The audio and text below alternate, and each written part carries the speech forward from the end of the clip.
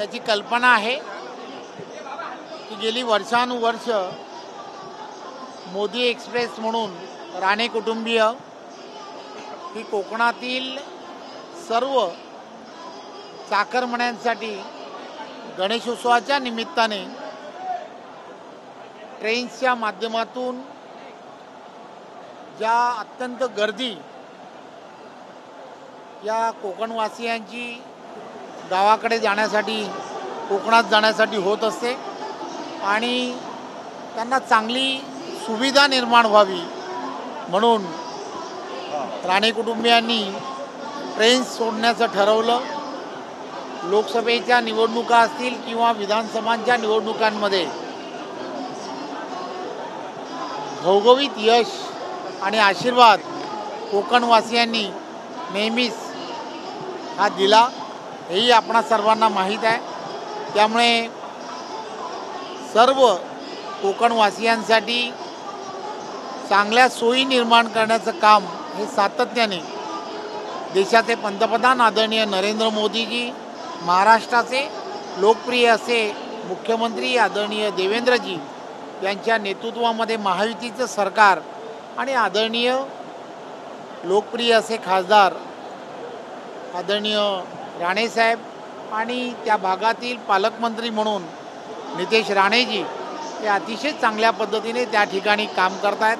त्यामुळे कोकणवासियांमध्ये एक चांगला संदेश हा गेल्या वर्षानुवर्ष आहे आणि आम्हाला खात्री आहे की कोकणवासीय नेहमीच हे महायुतीच्या पाठीशी खंबीरपणे उभे राहतील आणि मोदी एक्सप्रेस जी आहे ती आज आपण पाहताय, आज पहिली ट्रेन निघाली आहे। एका पाठोपाठ एक ट्रेन्सच्या माध्यमातून या सुविधा राणे कुटुंबीय हे देत आहेत। कोकणवासियांसाठी आणखी एक आनंदाची बातमी आहे। लोकसभेच्या वेळेस विधानसभेच्या वेळेस तर या ट्रेनच्या माध्यमातून त्यांना आपण हे करताय। नाही, खरं तर 13 वर्षापासून ही सुविधा देण्याचं काम केलं जात आहे आणि आम्हाला खात्री आहे की फक्त ट्रेन्सच नाही परंतु अनेक सुविधा या सगळ्यांच्या बाबतीमध्ये आपण केल्या आहेत। ज्या स्टेशनवरती ते उतरतात मग ते अशी 13 स्टेशन्स आहेत। या 13 स्टेशन्सवरती उतरल्यानंतर एक एअरपोर्टवरती उतरल्याचं समाधानसुद्धा हे मिळतं। मग ते कुडाळ असेल, सावंतवाडी असेल, कणकवली असेल, राजापूर सर्व स्टेशन्स अत्याधुनिक करण्याचं कामसुद्धा कोकणामधलं हे केलं गेलेलं आहे। त्यामुळे या सगळ्याचा आनंद हे कोकणवासी घेतात।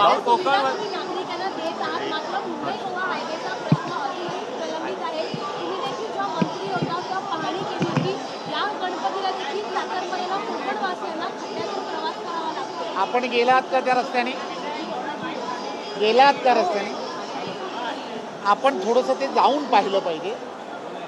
लक्षात घ्या, 550 किलोमीटरचा रस्ता आहे। 550 किलोमीटरच्या रस्त्यामध्ये जवळजवळ 13 किलोमीटरचा रस्ता जिथे ब्रिजेस आहेत तेवढाच रस्ता फक्त प्रलंबित आहे आणि हे गेले वर्षानुवर्ष आम्ही सांगण्याचा प्रयत्न करतो आहे की ब्रिजेसचं काम व्हायला अंदाजे 2 वर्ष लागतील। पूर्णच्या पूर्ण रस्ता हा अतिशय चांगल्या सुस्थितीत आहे। ज्या ठिकाणी ब्रिजेसचं काम आहे त्या ठिकाणी जे बाह्य रस्ते असावे लागतात ते बाह्य रस्ते अतिशय चांगल्या पद्धतीने करण्याचं काम हे शासन करत आहे। एक गोष्ट लक्षात घेतली पाहिजे, हा रस्ता हा फार अडचणीचा होता।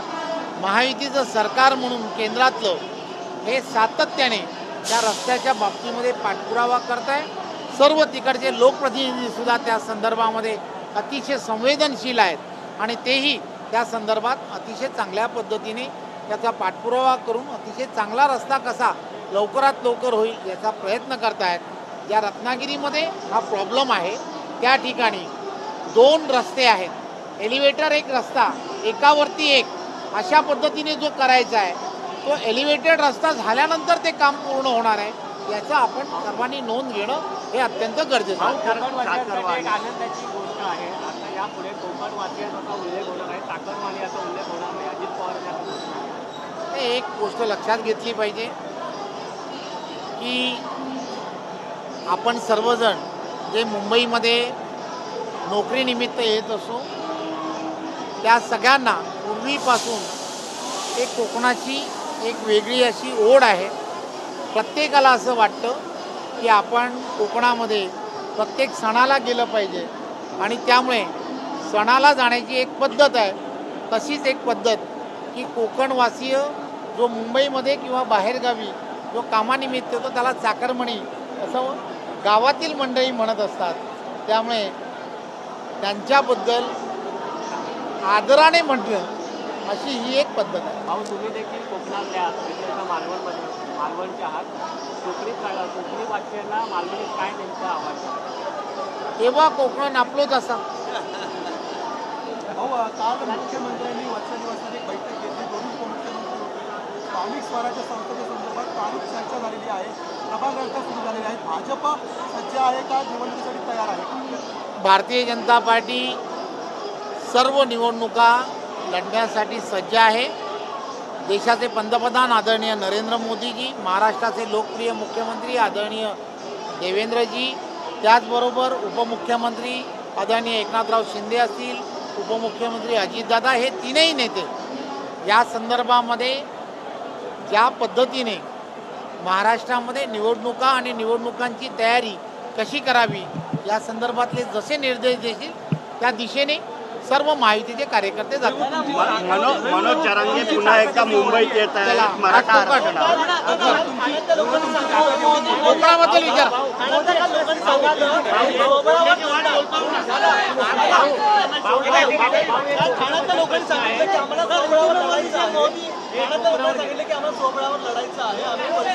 कोणी म्हटलं?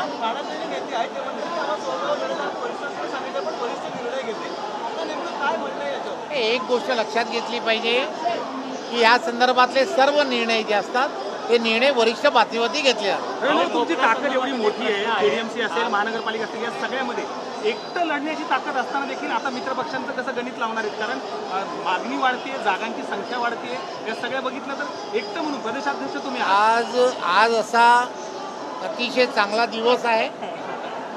कोकणातील सर्व मंडळी अतिशय उत्साहामध्ये नितेश राणे यांच्या नेतृत्वामध्ये नाश्ता वगैरे सर्व झालेला आहे. तुमचा झाला आहे का? सगळ्यांनी नाश्ता वगैरे, कोकणातला चांगला नाश्ता त्यांनी द्यायचं ठरवलेलं आहे. थोडा नाश्ता आपण करावा आजच्या दिवसापुरतं. हे कोकणासंदर्भात